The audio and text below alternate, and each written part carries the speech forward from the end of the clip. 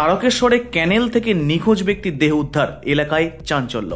মঙ্গলবার দুপুর নাগাদ তারকেশ্বর থানার চাপাডাঙ্গা নরতলা এলাকার এক ব্যক্তির দেহ উদ্ধারকে কেন্দ্র করে চাঞ্চল্য ছড়ালো।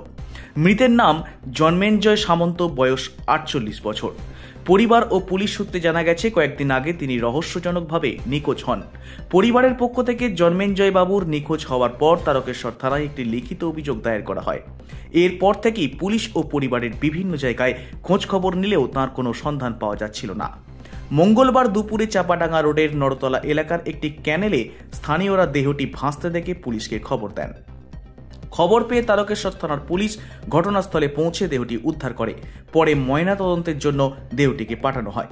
মৃত্যুর সঠিক কারণ এখনো স্পষ্ট নয়। অস্বাভাবিক মৃত্যুর মামলা রুজু করে ঘটনার তদন্ত শুরু করেছে police.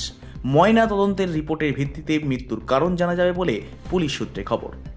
Prabir Basu report, Hooghly Times.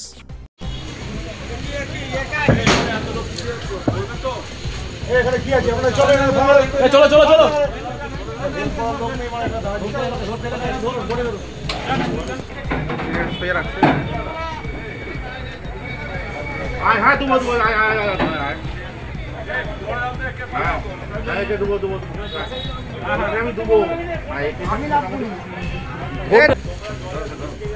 এবার বডিটাকে চাগিয়ে নাও, বডিটাকে এবার চাগিয়ে নাও।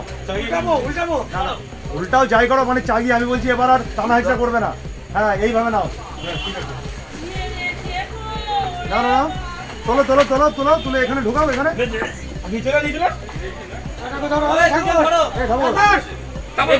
যাও যাও যাও যাও।